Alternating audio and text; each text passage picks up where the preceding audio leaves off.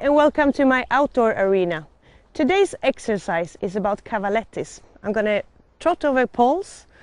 Then when he's doing this good, I'm going to put in some jumps as well. So I'm going to do the canter, the trot, the canter, the circle, the this, the that, just to make him listen and to make sure he knows what I want. Cavalettis is really good for most horses, of course, because it works with their balance and with their ability to look at the floor and to walk over poles. And I have now quite a normal distance on the cavalettis, but you can make it a little bit shorter maybe, or a little bit longer, to train the horse to extend or shorten itself. Trot with poles, I should say, is also normally very good with sharper horses that are a little bit hot, to make them be able to trot over poles without rushing. So what I want now is just for him to trot quietly over them, still in a relaxed way, with his head in a good position. I want his back to come up to make him work with his whole body. Good boy. And I do it a couple of times each way. And I want him to be light. I shouldn't have to brake. I shouldn't have to make him go slower. I shouldn't have to make him go faster. So he should just do it on his own over the poles, in his own ballast, without too much leg and too much hand. Good boy. He does that in a really good way. Now I'm going to make it a little bit more difficult, because I'm going to put jumps in as well. So I'm just going to make me canter over the jump. Try to get him to trot after the jump and trot over the poles, and then canter again to jump the last little jump. And this can sometimes be very difficult, because once you're jumping, the horses want to canter. But this is just to make the horses listen to you. It's really nothing you do in the ring. You shouldn't be trotting in the ring, but it's just to do something different sometimes. I'm going to try. Torners normally doesn't like to trot when he's jumping, so maybe this is going to be difficult.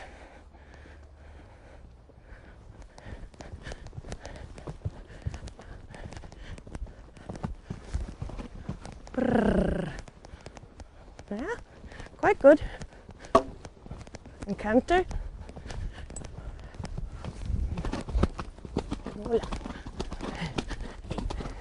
Good boy.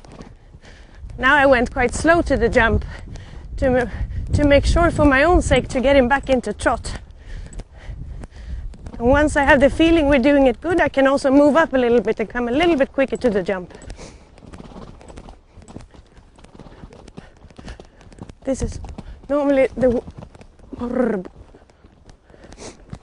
Good boy. I can also make a circle, just to make the horse always listen to you, where you want to go and what speed you want to go in.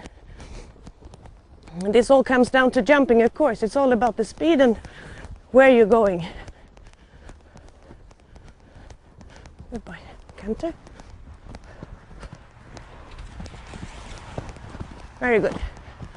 He's doing this really good now, and I think it's thanks to me starting with the poles quietly and only doing the trotting before. Should have straight away have gone to the jump and asked him to trot, he probably would have tried in his canter to jump the whole thing with poles and then jump the last one. He's a show jumper, so he should think like this, but today we're training something differently. Oh.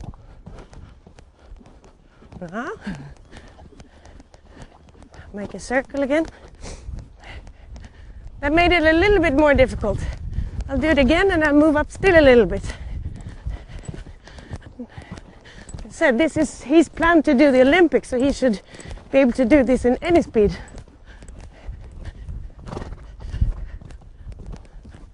Oh, oh, oh, oh, good. And once more. It's important here to not get angry at your horse. You just have to be really clear with what you want and keep them light in front. Oh, motorbikes, they can be dangerous. Let's go again. Move up a little bit. I have to be a little bit quicker in the landing now.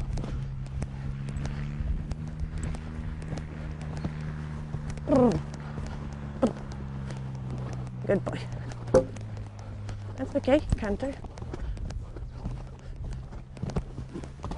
Good boy. And if you have a horse that really doesn't want to trot over these poles, just make them walk. Oh, then you can walk over the poles. Good boy. This is a good thing to do every now and again, just to make sure the horse knows what you want and to make sure that you know that the horse will do what you want it to do.